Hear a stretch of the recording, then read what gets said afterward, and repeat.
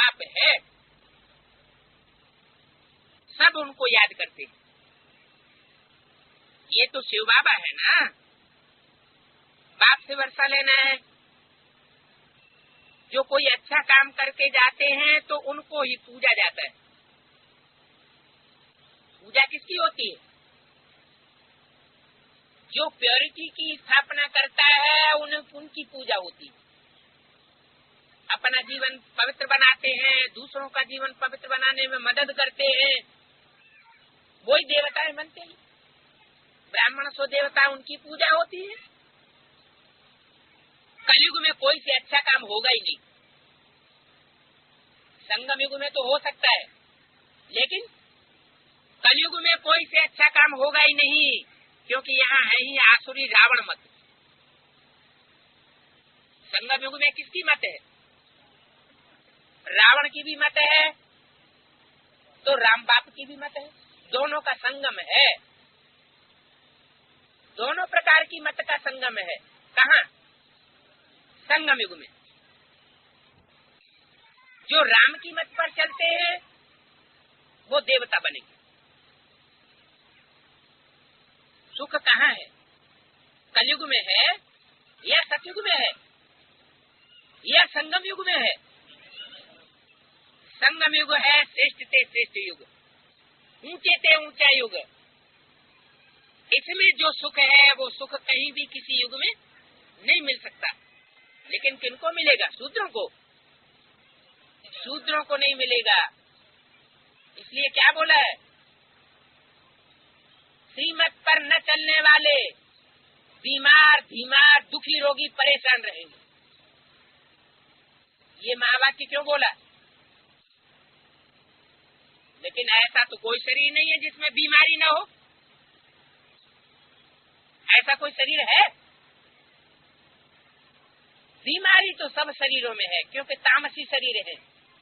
लेकिन योग बल से शरीर की बीमारी को कंट्रोल किया जा सकता है, अनुभूति को अच्छा बनाया जा सकता है।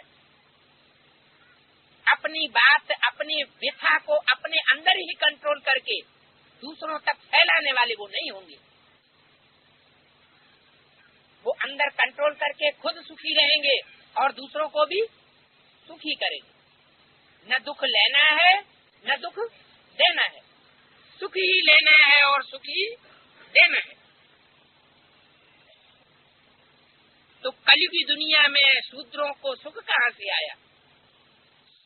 कितना अच्छी रीति बाप समझाते हैं, परंतु किसकी बुद्धि में बैठे तब ना।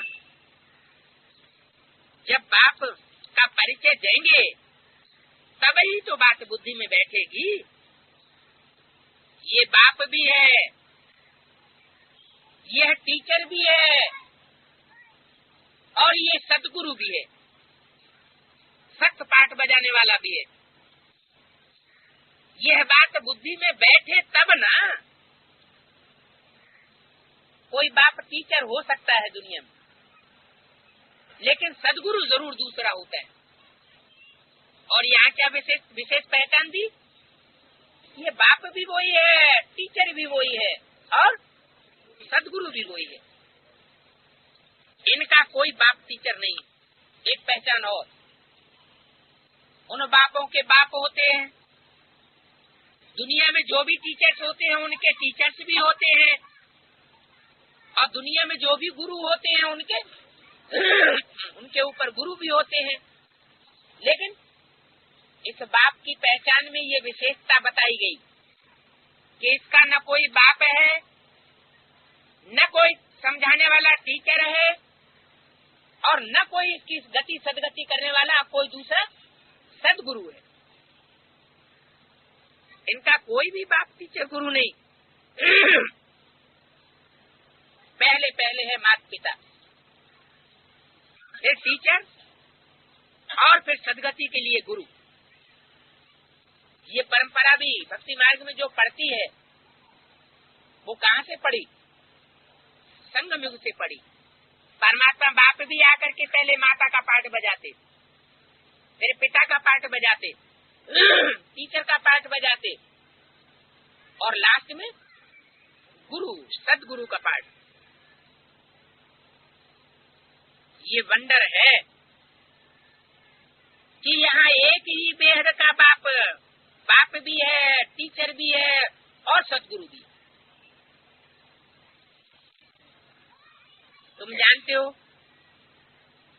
वह बाप ऊंचे से ऊंचा है, तीनों पाठ बजाने वाला भी है वह बाप, और सब बापों से ऊंचा है, सब टीचर से ऊंचा है और सब गुरुओं से भी ऊंचा है। वही भारत को स्वर्ग का वर्षा देने वाला है। नरक के बाद है स्वर्ग। नरक के विनाश के लिए विनाश ज्वाला खड़ी है। होलिका का स्वांग बनाते हैं, फिर पूछते हैं स्वामी जी इनके पेट से क्या निकलेगा।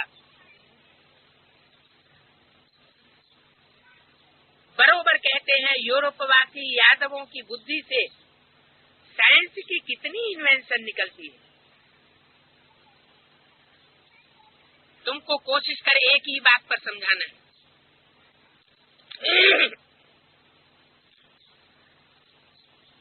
सर्व का सदगति दाता एक ही बाप है, एक ही बात पर समझाना है। बाप आते ही भारत में है, तो ये सबसे बड़ा तीर्थ हो गया। कौन सा देश? भारत देश। कहते भी हैं भारत प्राचीन था, परंतु कुछ भी समझते नहीं है। अभी तुम समझते हो, जो प्राचीन हुआ है तो फिर से प्राचीन होगा। कहते हैं ओल्ड इज गोल्ड। तुमने ही बाप से योग सीखा था, वही राजयोग फिर तुम अब सीख रहे हो। बुद्धि में है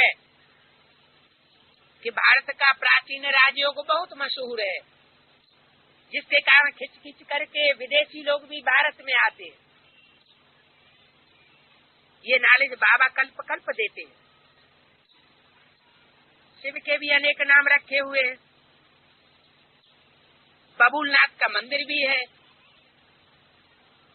क्या नाम दिया? बबूलनाथ। सबसे बड़ा कांटा कौन सा होता है? बबूल का। कांटा माना है, कांटा माना दुख देने वाला। दुख देने वाला कौन सा दुख सबसे बड़ा बताया है? काम विकार का दुख सबसे बड़ा दुख बताया है। आदि मध्य अंत दुख देने वाला है। आदि में भी दुख देता है, कामी खुद भी दुखी होता है, जिसके साथ काम वासना भोगता है उसे भी दुख देता है। और मध्य में बच्चे की जब पैदाइश होती है, लालना पालना करनी पड़ती है, बुआ छीछी साफ करनी पड़ती है, तब भी दुख होता है। और बच्चा तो बिच्छू टिंडन ही पैदा होगा। विकारी सुख जो भोगा जाता है वो दूसरे को दुख दे करके जो भोगा हुआ सुख है, उससे पैदाइश भी विकारी की ही होगी, दुखदायी संतान पैदा होगी, बिच्छू टिंडन पैदा होंगे, और वो बिच्छू टिंडन जीवन में दुखी ही देते रहे, खुद भी दुखी होंगे, और अंत समय जब होगा तो भी हिलकोरे लेकर शरीर छोड़ना पड़े। देह और देह के सारे संबंधी दुखी हो जाते। तो जिसका आदि दुखी, उसका मध्य और अंत भी दुखी। जिसका जन्म सुख से होगा, उसका मध्य और अंत भी सुख से होगा। तो बोला ये वही राजयोग है जो तुमको पहले प्राचीन में सिखाया था।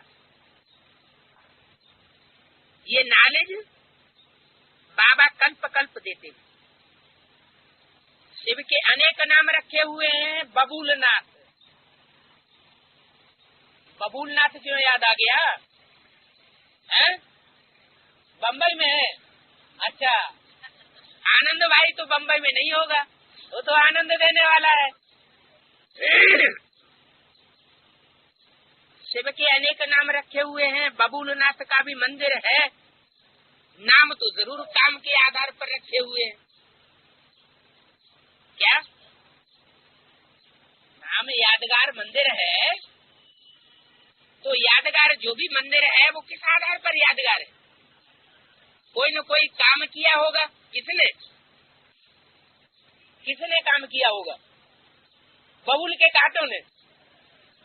आनंद भाई को बहुत याद आ रहे हैं बबूल के कांटे। कांटों को फूल बनाया है,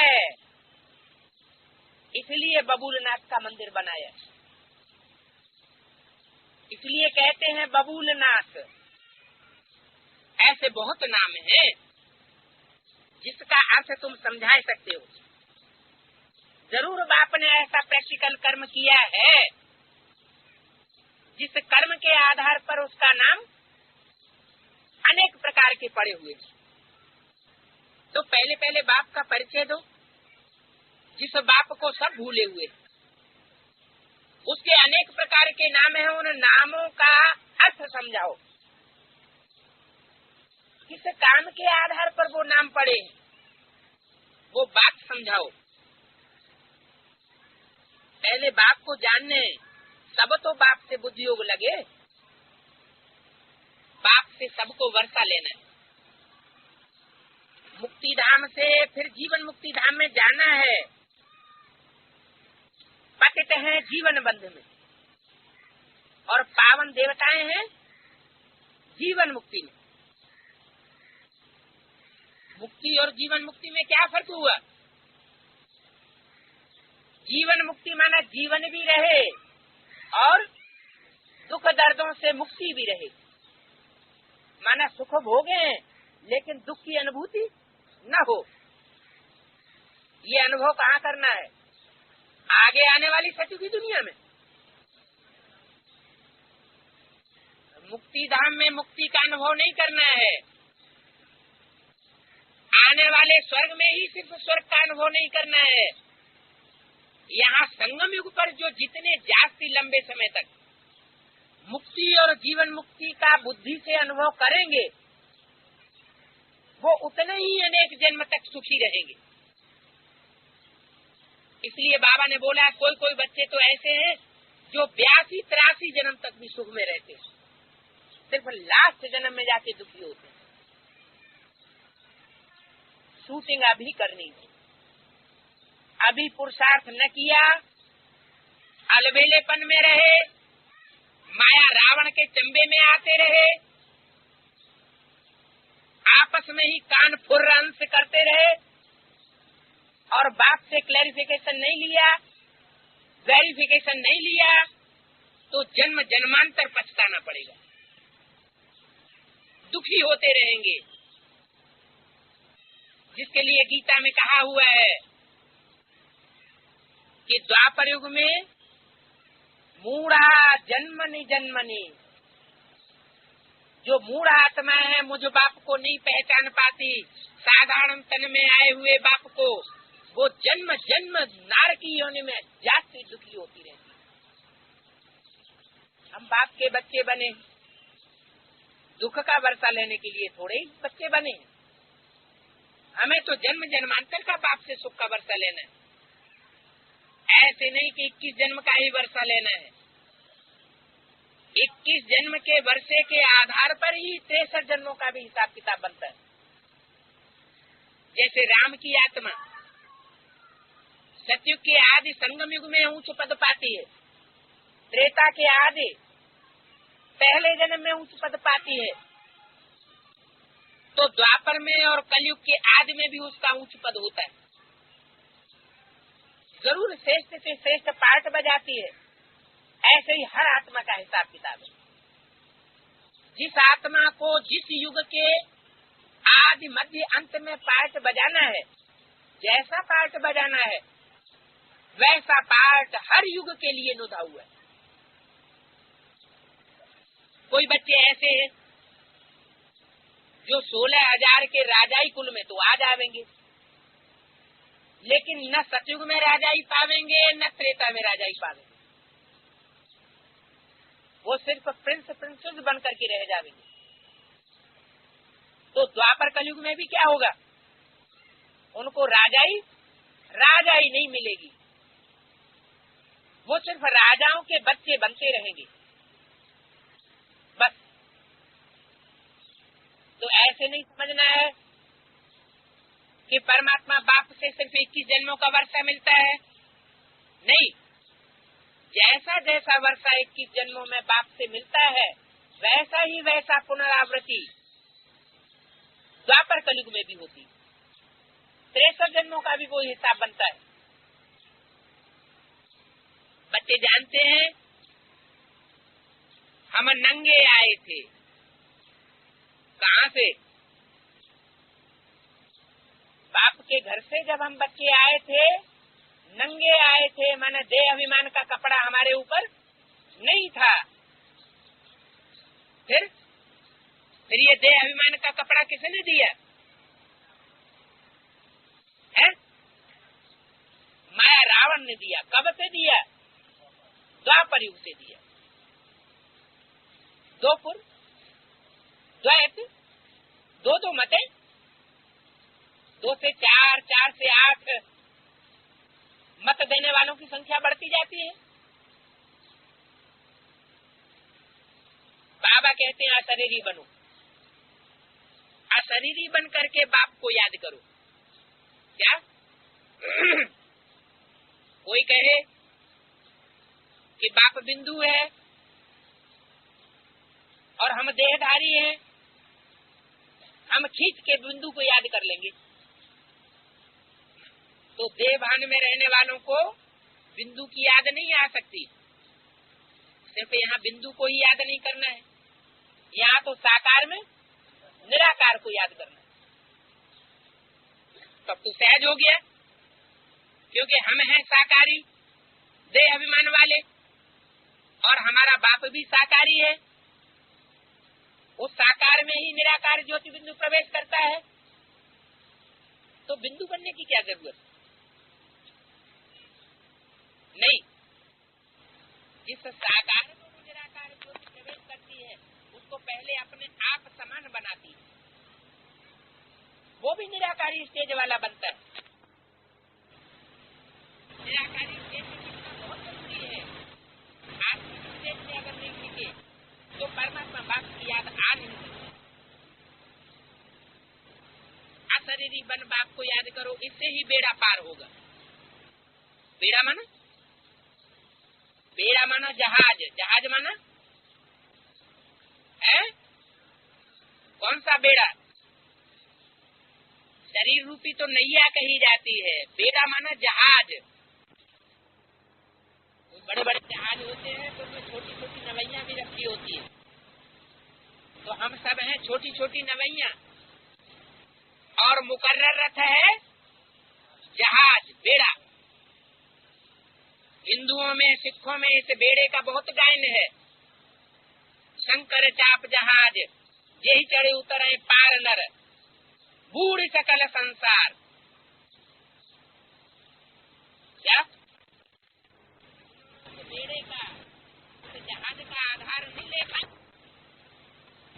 क्या असर होगा? डूब जाएंगे, विषय सागर में गोते खा जाएंगे और डूब जाएंगे। इसलिए गुरु नानक के ग्रंथ में भी बोला है, क्या बोला है? नानक चाप जहाज। उन्होंने गुरु नानक को समझ लिया। अगर गुरु नानक का चाप शरीर रूपी रथ, गुरु नानक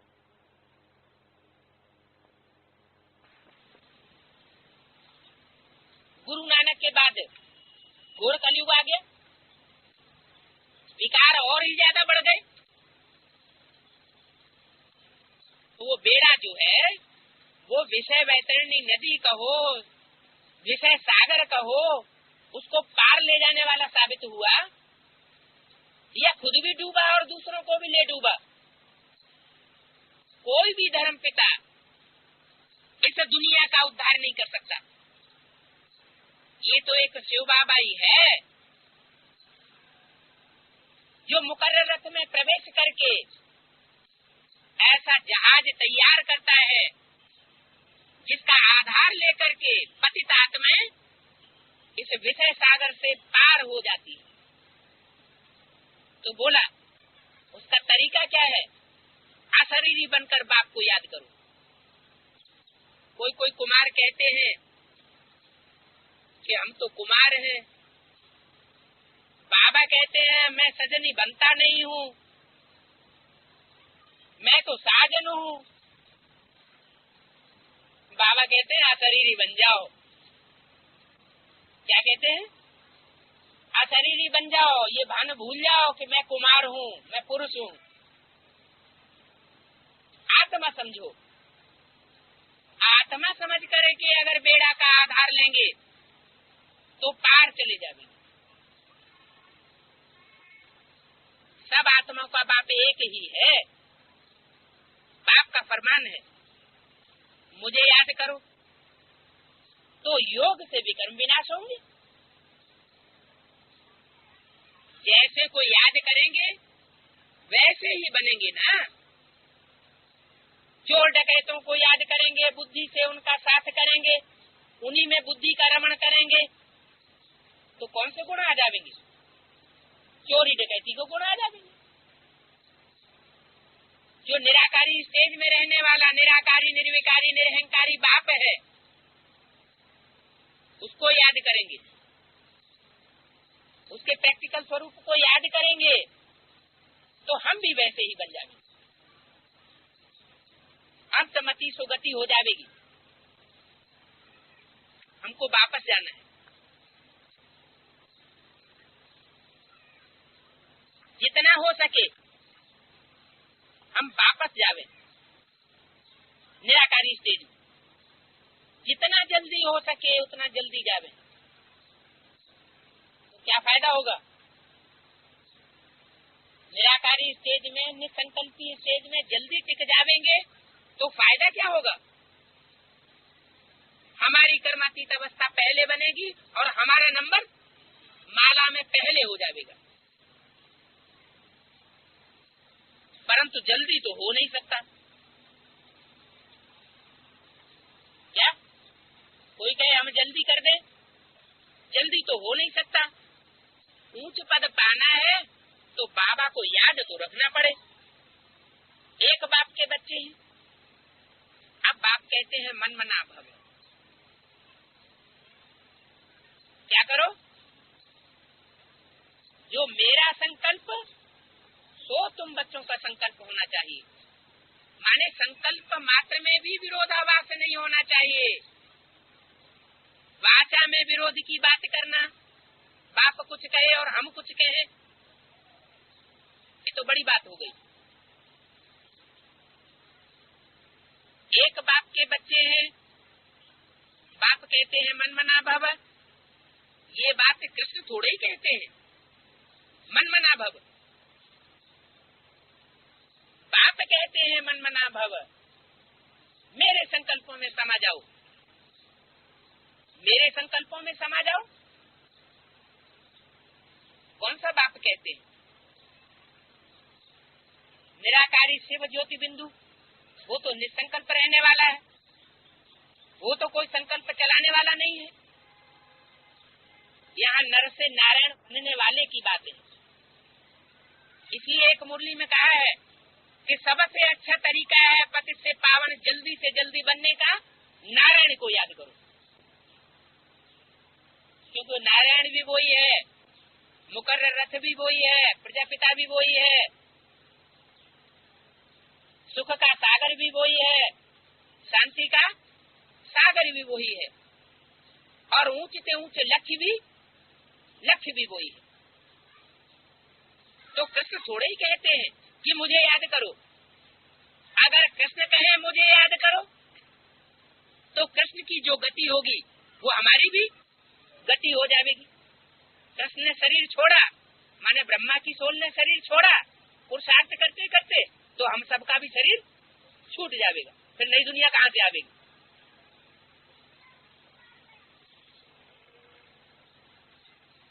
ये तो बाप है। परम पिता परमात्मा प्रजापिता ब्रह्मा द्वारा स्थापना करते हैं। क्या कहा? सिर्फ ब्रह्मा द्वारा नहीं, प्रजापिता ब्रह्मा द्वारा स्थापना करते हैं। जरूर यहाँ होना चाहिए। कौन? प्रजापिता। सिर्फ ब्रह्मा की बात नहीं कही, प्रजा का पिता है, 500-600 करोड़ प्रजा का पिता है, तो जरूर यहाँ होना चाहिए। ये है व्यक्त पतित दुनिया, और वो है पावन दुनिया। जो पतित दुनिया है, उस पतित दुनिया में पावन कोई नहीं हो सकता।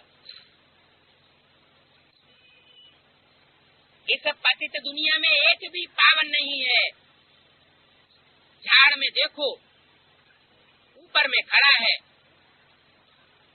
और यहाँ नीचे तपस्या में बैठे। इनके ही फीचर्स सूक्ष्म वतन में देखते हो। चौथा पेज, यह जाकर के फिर फरिश्ता बनते। यह है कौन? ब्रह्मा। यह जाकर फिर फरिश्ता बनते हैं। श्री कृष्ण इस समय सांवरा है ना। पहली बात, जब तक नहीं समझाई है तब तक और कुछ भी नहीं समझेंगे। कौन सी बात? कृष्ण है रचना और रचयिता है बाप। इसी बात में मेहनत लगती है। माया फट से बाप को याद भुला देती है। निश्चय से लिखते भी हैं,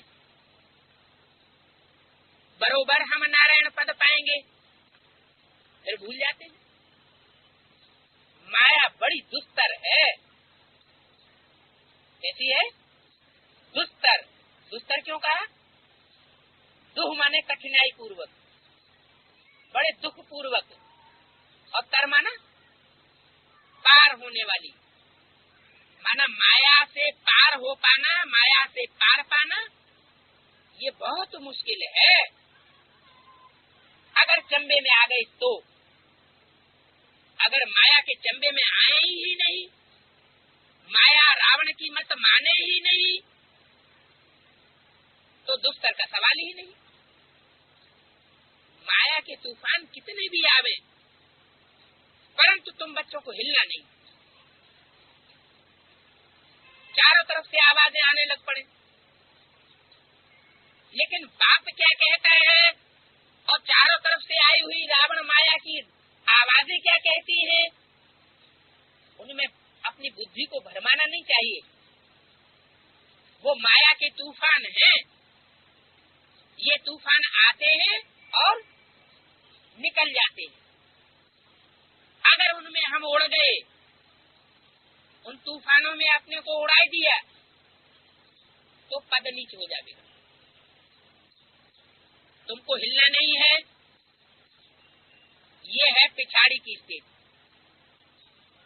क्या कि माया के चाहे कितने भी तूफान आए, लेकिन हम उनमें हिले नहीं। माया हमारी नवैया को डुलाए, लेकिन हम स्थिरियम रहे। तो माया हमारी नवैया को डुबो ही नहीं सकती। माया जरूर तुमसे रुस्तम होकर के लड़ेगी। क्या? अगर तुमने माया रावण की बात न मानी, तो माया क्या करेगी? है? जैसे शक्तिमान सीरियल में वो बिल्ली दिखाई है, काली बिल्ली, जैसे बिल्ली खंबा नोचने लग पड़ती है। तो माया फट से बाप की याद भुलाए दे।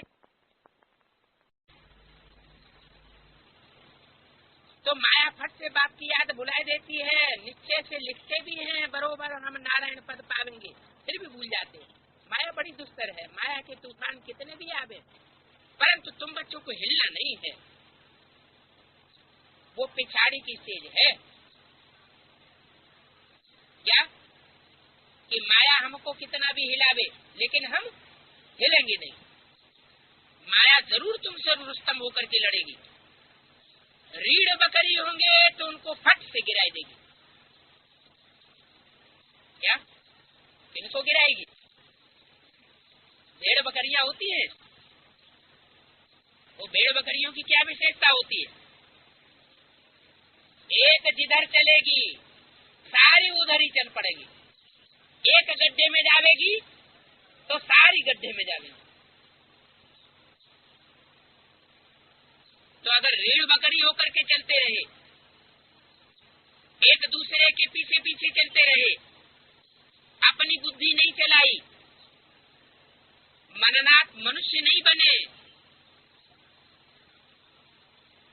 इसकी औलाद है हम।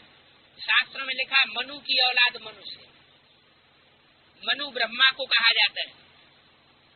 तो मनन चिंतन करने वाले ब्रह्मा की अगर हम औलाद ही न बने और माया रावण के चंबे में फंसते रहे, जैसे वो चलाता रहा वैसे हम चलते रहे, तो क्या होगा अंजाम? रीढ़ बकरी की तरह फट से माया हमको गिरा देगी। माया कैसे पकड़ती है? बकरी के कान देखे हैं, छोटे होते हैं बड़े होते हैं, कान बहुत लंबे लंबे होते हैं, पकड़ में आ जाते हैं। कान से पकड़ती है माया, कान से पकड़ती है। क्यों? कान से क्यों पकड़ती है? हाँ, जो कान है वो सुनी सुनाई बातों पर विश्वास कर लेते हैं। बाबा ने तो बता दिया, भारतवासियों ने सुनी सुनाई बातों से दुर्गति पाई है, लेकिन बच्चे बाबा की बातें भूल जाते हैं, फिर भी दूसरों की बातें सुनते रहेंगे। मुरली से बाबा की बातों को टैली नहीं करेंगे या बाबा से वेरीफाई नहीं कराएंगे, फिर भी माया के चंबे में आते हैं। वैद्य लोग कहते हैं पहले सारी बीमारी बाहर निकलेगी। क्या पाप ऐसा वैद्यनाथ आया हुआ है, 12 शिवलिंग गाए हुए हैं, उनमें से एक शिवलिंग का क्या नाम है? वैद्यनाथ, बाबा वैद्यनाथ। तो बाबा वैद्यनाथ ऐसी ज्ञान की दवाई गोली लेकर के आया हुआ है, जो गोली खाने से क्या होगा? पहले सारी बीमारी बाहर निकलेगी। क्या है? हाँ, जो भी 63 जन्मों की बीमारी है, कभी भी चोरी नहीं की होगी, वो भी इस जन्म में आकर के चोरी करने लग पड़ेगी। तो वंडर खाते हैं, अरे इस ज्ञान में आकर के तो हम और नीचे गिर गए, ये तो जरूर कोई हरामी ज्ञान दे रहा है, ये ज्ञान कोई शैतान के द्वारा दिया जा रहा है, हम तो चंबे में फंस गए, भगवान कुछ नहीं, भागो। बाप कहते हैं ये 63 जन्मों की बीमारी है, तुम नहीं जान सकेंगे ये कौन से जन्म की बीमारी है। बाप ने तो बता दिया, ये शूटिंग का चक्कर चल रहा है, रिहर्सल चल रही है।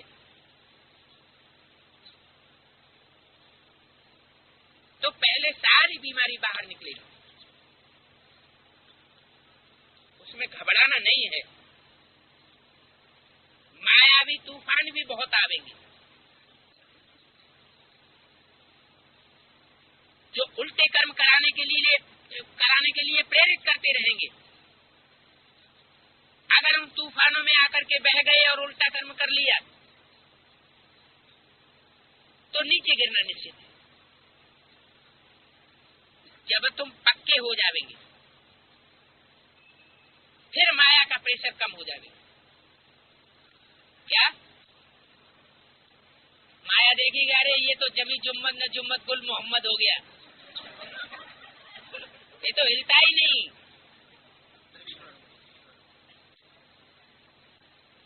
गुम्बद होता है ना, नहाने जाते हैं तो घाट बने हुए होते हैं नहाने की, सीढ़ियां वगैरह, और सीढ़ियों के दोनों तरफ गुम्बद बने होते हैं, उस गुम्बद से कूदते हैं। हाँ, पोखरा में, तालाब में, नदी में, वाराणसी में वो गुम्बद होते हैं।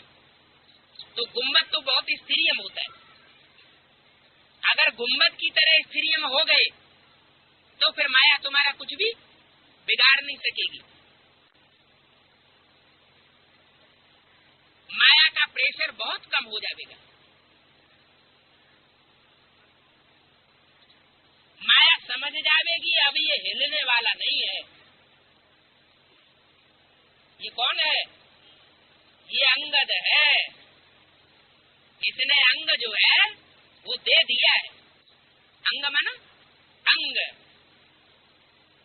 विकारों में फंसाने वाला अंग, और द माना दे दिया। किसको दे दिया? बाप को अर्पण कर दिया। क्या अब ये अंगद हो गया? अब ये हिलने वाला नहीं है। जब हिलने वाला नहीं है तो माया पीछे क्यों पड़ेगी? बाबा ही आकर के पत्थर बुद्धि से पारस बुद्धि बनाते हैं। कैसी बुद्धि से? पत्थर बुद्धि बन गए। जिन अंगों का उपयोग हमें नहीं करना चाहिए, बार बार उन्हीं अंगों का उपयोग करते हैं।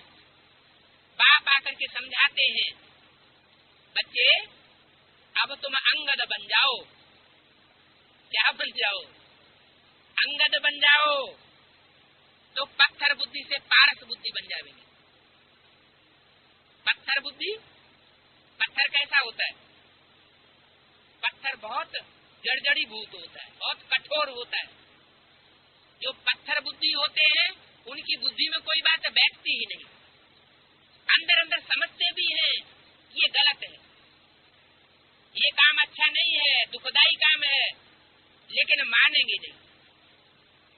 सारा ज्ञान उठा करके एक तरफ रख देंगे। बुद्धि पत्थराई जाती है उस समय। बाप कहते हैं मैं पत्थर बुद्धि को पारस बुद्धि बनाने के लिए आया हुआ हूँ। ये बड़ी रमणीक नॉलेज है। कैसी नॉलेज है? हाँ, रमणीक, बहुत प्रसन्न करने वाली है। भारत का प्राचीन राजयोग गाया जाता है, ये तुम बच्चे ही अच्छी तरह जानते हो। अच्छा, मीठे मीठे सिकिल दे बच्चों प्रति। क्या? कड़वी कड़वी बातें करने वालों बच्चों के प्रति नहीं, जिनके मुख में कड़ुआपन भरा हुआ है, उनको नहीं आज प्यार दे रहे। कैसे बच्चों के प्रति? मीठे मीठे बच्चों के प्रति जिनके मुख से ज्ञान रतन ही निकलते रहते। क्या? विकारों की कड़वी बातें जिनके मुख से कभी नहीं निकलती है, विकारी वाइब्रेशन छोड़ने वाली बातें नहीं निकलती है। ऐसे मीठे मीठे ज्ञानी तू आत्मा बच्चों के प्रति माता पिता एक का नहीं, माता का भी और पिता का भी, बाप दादा का, ऐसे नहीं सिर्फ माता पिता का। माता पिता जब कहते हैं तो अलग अलग शब्द है, अलग अलग व्यक्तित्व है, पर्सनालिटी अलग अलग है। एक मेल एक फीमेल, माता पिता का और बाप दादा का। माता पिता कह दिया, फिर बाप दादा कहने की जरूरत क्यों पड़ गई? माता पिता अलग अलग शरीरधारी है और बाप दादा एक ही शरीर के अंदर बाप भी है और दादा भी है। दादा कौन? ब्रह्मा की सोल, कृष्ण की सोल, जो बच्चों में बड़ा भाई है। बच्चों में सबसे बड़ा बच्चा कौन सा? कृष्ण बच्चा, सबसे श्रेष्ठ बच्चा। तो बड़ा भाई माना दादा, माना बाप राम और दादा कृष्ण, वो एक ही शरीर में दोनों हैं। वो कौन सा रूप गाया हुआ है जिसमें दोनों विराजमान है? शंकर का जो रूप है उसमें अर्ध चंद्र भी विराजमान है। चंद्रमा का पाठ बजाने वाली कौन सी सोल? ब्रह्मा की सोल और राम वाली सोल। ये दोनों ही सोल एक ही शरीर में कार्य करती है। और शिव बाबा तो उनके साथ है ही। तो माता पिता बाप दादा का याद प्यार दोनों रूप याद भी देते हैं और बच्चों को प्यार भी देते हैं। कैसे बच्चों को? कड़ुए मुख वाले बच्चों को नहीं, मीठे मीठे सिकीलिदे बच्चों प्रति। सिकीलिदे क्यों कहते हैं? जो बहुत दिन के बाद मिलते हैं उनको कहते हैं सिक। सिक सिक माना प्यार, सिकीलिदे माने बहुत लंबे समय के बाद जब मिलते हैं तो बड़े प्यार से मिलते हैं। जैसे कोई बच्चा खो जाए, किसी का बच्चा माँ बाप का खो जाए और खो जाने के बाद उसकी मिलने की आशा ही जाती रही, रोते रोते माँ की आंखें ही फूट गई और बहुत समय के बाद फिर अचानक वो बच्चा मिल जाए कहीं भी, तो माँ बाप को कितनी खुशी होगी। तो बोला सिकीलिदे बच्चों प्रति, बहुत दिनों के बाद बिछुड़ करके मिले हुए बच्चों के प्रति माता पिता बाप दादा का याद प्यार, गुड मॉर्निंग। बाबा शिव बाबा करते हैं गुड मॉर्निंग, और ब्रह्मा बाबा गुलजार तन में आकर के क्या कहते हैं? Good night. ये पहचान है ब्रह्मा की सोल और शिव बाबा की सोल में। बाबा कहते हैं गुड मॉर्निंग। गुड मॉर्निंग माना सतगुरु की सवेरा आ रहा है। रूहानी बाप की रूहानी बच्चों को नमस्ते। ये सबसे अलग हो गया। न माता पिता है न बाप दादा है, ये क्या है? ये सिर्फ रूहानी बाप, रूहों का बाप, शिव बाप, सुप्रीम सोल। वो रूहानी बच्चों को नमस्ते करता है। क्या? देह अभिमानी बच्चों को, देह अभिमानी सांडों को घास नहीं डालता, उनको नमन नहीं करता है। किसको करता है? रूहानी बाप, रूहानी बच्चों को नमस्ते करते हैं।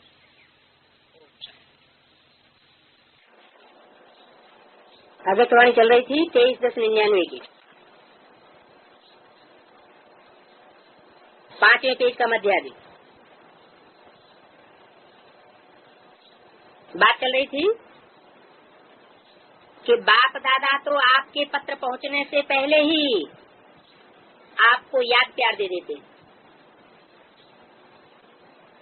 जब आप बच्चे लिखते हैं, संकल्प करते हैं, तो जैसे यहाँ साइंस के साधन है उसमें जल्दी से पहुंच जाता है, पत्र पीछे पहुंचता है, सबसे फास्ट ईमेल पहुंचता है। तो ईमेल देना शुरू करते हो उससे पहले बाप के पास पहुंच जाता है। ये सब साधन आप बच्चों की सेवा के सहयोग के लिए निकले। क्या? चाहे टीवी निकली है, चाहे टेप रिकॉर्ड निकला है, चाहे ईमेल की सेवा निकली है कंप्यूटर के द्वारा, या कंप्यूटर निकला है, इन सब साधनों से आपकी ईश्वरीय सेवा होगी। तो खुश होते हैं कि वाह बच्चे वाह, इतना सहज साधन ब्रह्मा बाप को भी साकार में नहीं मिला। घर घर जाकर के घूमना पड़ा। इतना सहज साधन ब्रह्मा बाप को भी साकार में नहीं मिला, लेकिन बच्चों के पास है। तो ज्यादा भाग्यवान कौन हुए? खुश होते हैं। सिर्फ सेवा का साधन समझकर यूज करना। सेवा के लिए साधन है, क्योंकि विश्व कल्याण करना है। तो यह भी साधन सहयोग देते हैं। इन साधनों के वशीभूत नहीं हो जाना, लेकिन साधन को सेवा में यूज करना। ये बीच का समय है जिसमें साधन मिले हैं। क्या कहा? ये बीच का समय है जिसमें साधन मिले हैं, माना आगे चल करके लास्ट में क्या होगा? ये साधन भी नहीं रहेंगे। आज में भी कोई साधन नहीं थे, इतनी तोड़ फोड़ हो जाएगी।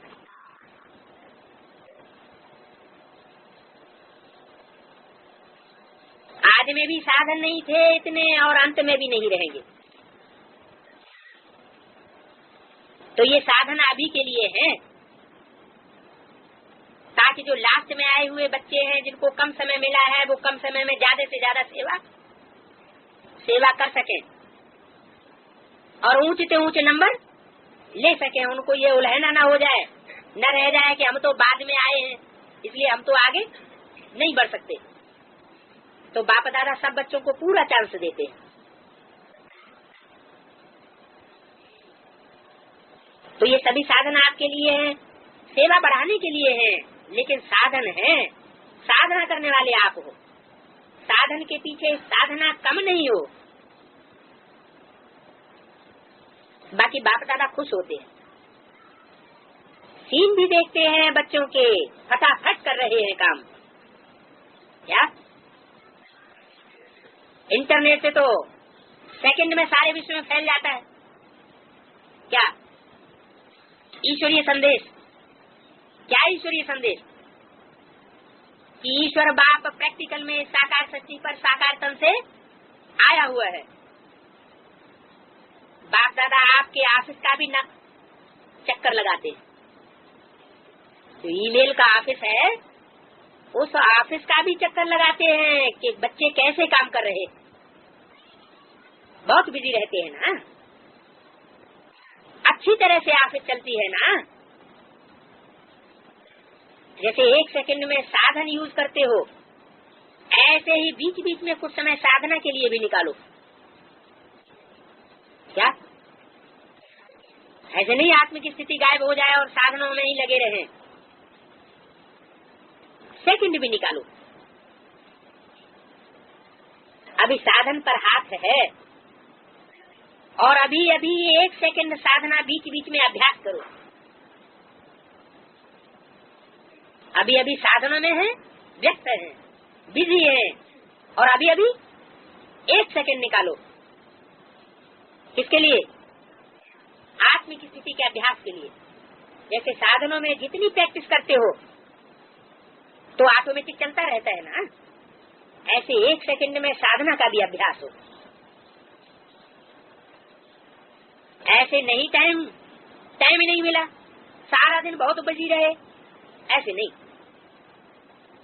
बाप दादा ये बात नहीं मानते कि सारा दिन बिजी रहे और एक सेकंड का भी आत्म की स्थिति का टाइम नहीं मिला। क्या 1 घंटा साधन को अपनाया, उसके बीच में क्या 5-6 सेकंड भी नहीं निकाल सकते हो? 1 घंटे में कितने मिनट? 60 मिनट। और सेकंड कितने? सेकंड और ज्यादा हुए कहूंगे, 3600 सेकंड हुए। तो 3600 सेकंड लगाया किसमें? साधनों में और साधनों की सेवा में अपने को बिजी रखा। तो सिर्फ 5-6 सेकंड नहीं निकाल सकते।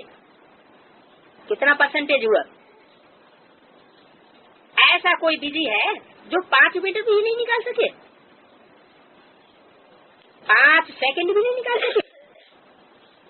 ऐसा कोई है? निकाल सकते हैं ना? पांडव बोलो। नहीं बोलते हो तो निकालो।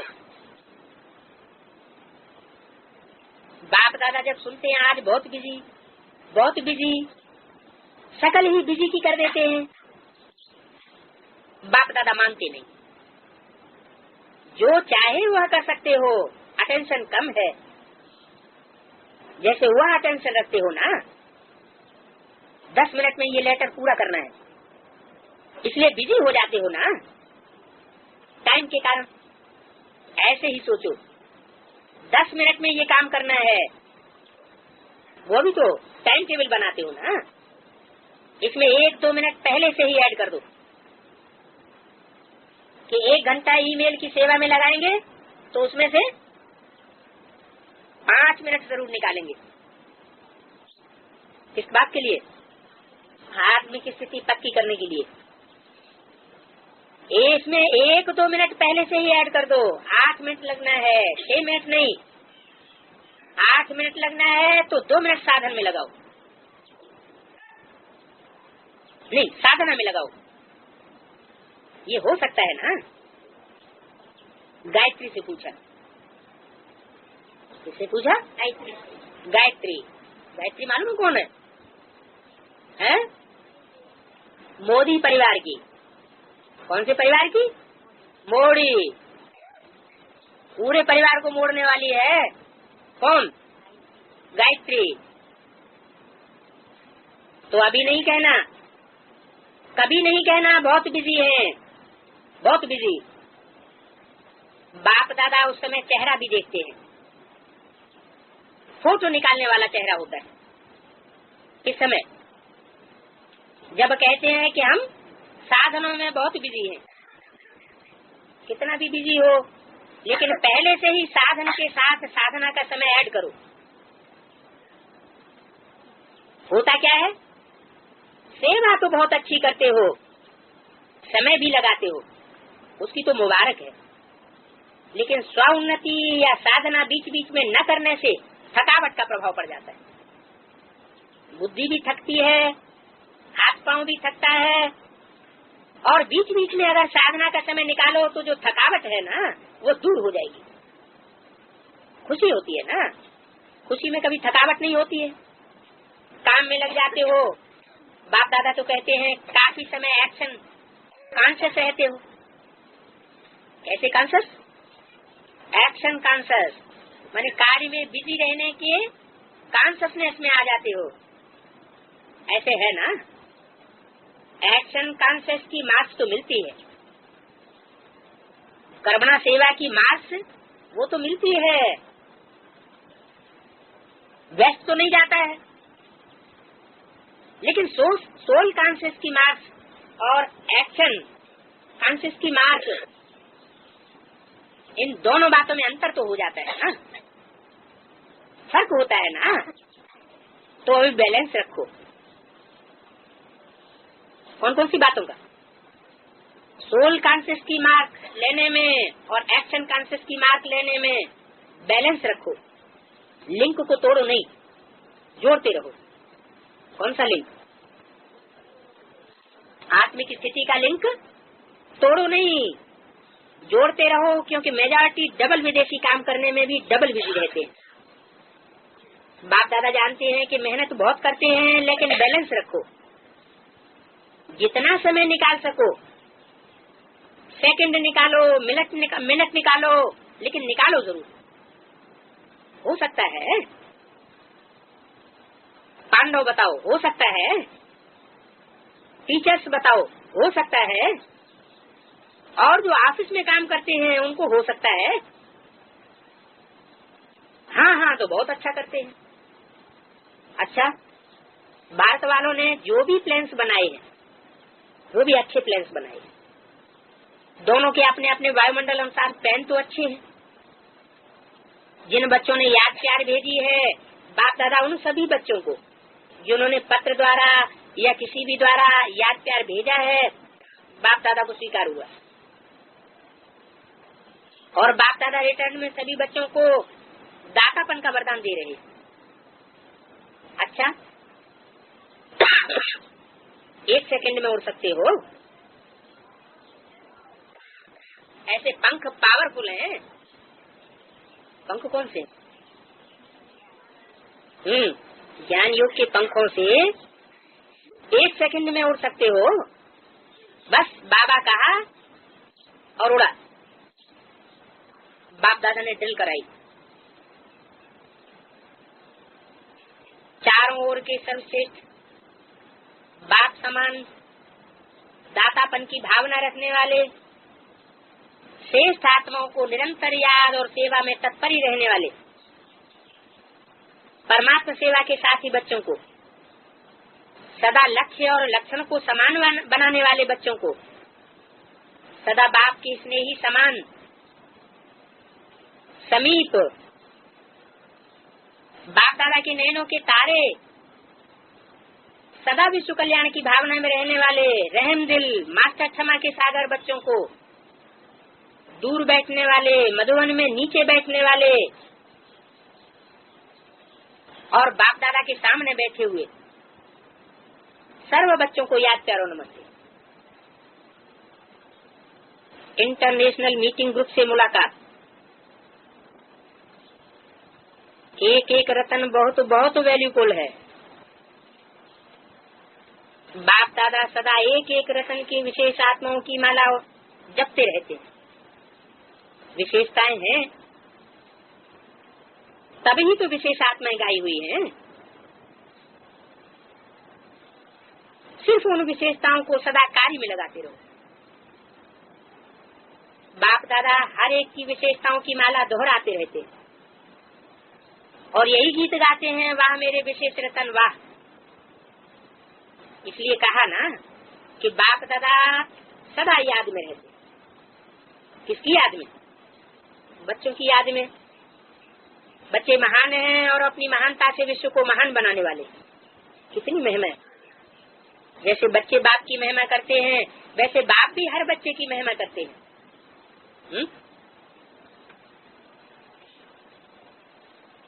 बाप की महिमा करने की सिमरनी कौन सी है? बच्चों की महिमा सिमरण करने की कोई बाप के पास माला है?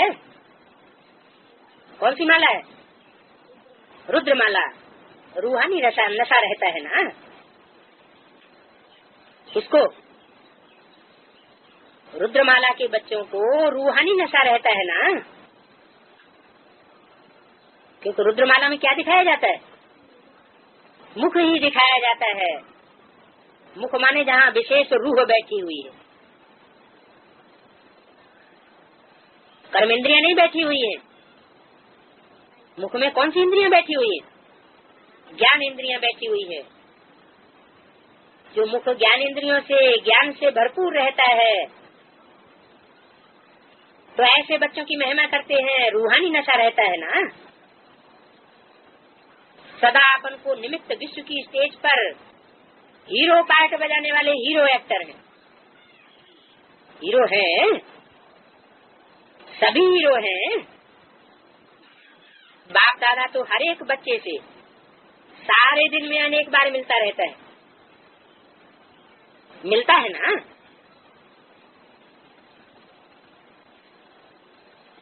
हर एक का एक्ट देख करके खुश होते रहते हैं।